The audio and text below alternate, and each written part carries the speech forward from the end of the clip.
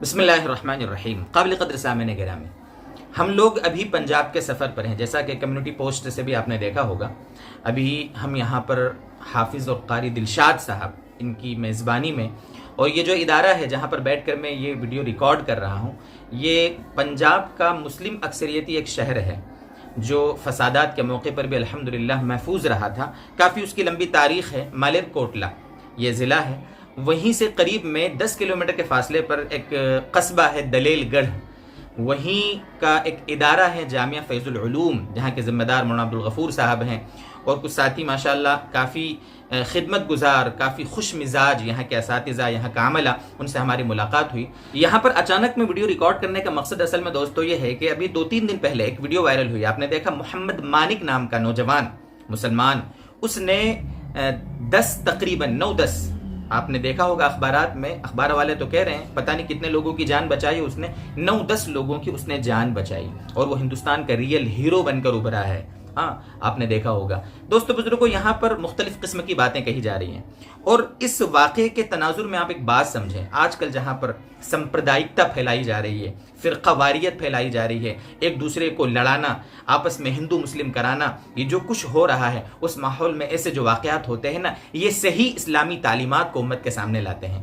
جو لوگ ہندو مسلم کرتے ہیں، یا جو مسلمان ہندوؤں کو مارنے کی باتیں کرتے ہیں، جو ہندو مسلمانوں کو مارنے کی باتیں کرتے ہیں، وہ سب اسلامی تعلیمات یا کسی ہندو مذہب کی، یا خاص کہہ لو کہ کسی بھی مذہب کی تعلیمات نہیں ہوتی ہے دوستو۔ وہ صرف اور صرف آپ کہہ لو کہ ایک سیاست ہوتی ہے، راجنیتی کا حصہ ہوتا ہے، اپنے مفاد کے لیے آپس میں ہندوستان کے رہنے والے رہواسیوں کو آپس میں لڑانا اور اپنا کام نکالنا، یہ مقصد ان کا ہوتا ہے۔ یہاں پر آپ اسلامی تعلیمات دیکھیں، چھٹا پارہ جہاں پر نصف ہوتا ہے نا، آدھا ہوتا ہے، اس سے پہلے قرآن کریم میں ایک آیت ہے، اللہ تبارک و تعالیٰ کا فرمان ہے، من قتل نفسا بغیر نفس او فساد فی الارض فکأنما قتل الناس جميعا۔ کیا مطلب اس آیت کا؟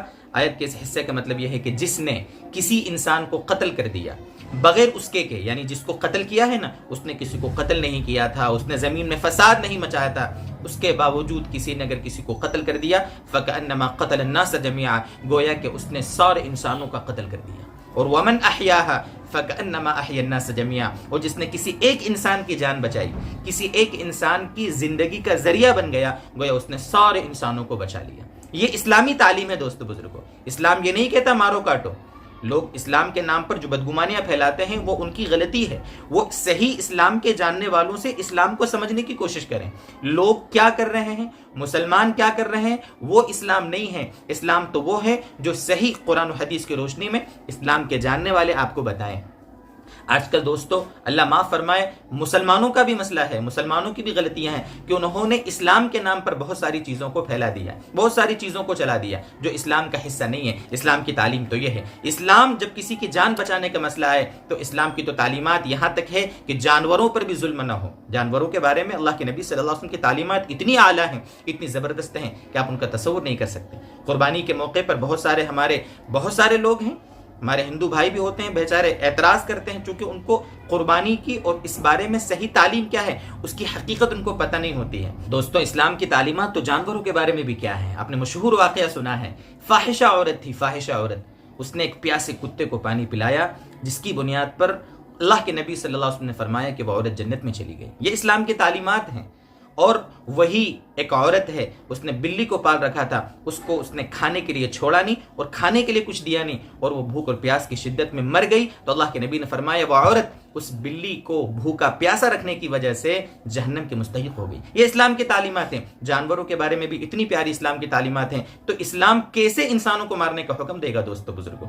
یہاں پر ایک چیز اور، ایسے موقع پر آپ نے دیکھا ہوگا لوگ کیا چلاتے ہیں کہ انسانیت سارے دھرموں کے اوپر ہے، یہ لوگ بھی چلاتے ہیں، یعنی کہتے ہیں کہ بھئی جب ایسا موقع آ جائے تو یہ مت دیکھو کہ ہندو ہو کہ مسلم ہے، بلکہ یہ دیکھو انسانیت سب سے بڑا دھرم ہے۔ یہ جملہ بھی انتہائی قابل اعتراض ہے۔ یقیناً یہ اسلامی تعلیمات کا حصہ نہیں ہے۔ یہ جملہ اسلامی مزاج کے خلاف ہے، اسلامی تعلیمات کے مخالف ہے۔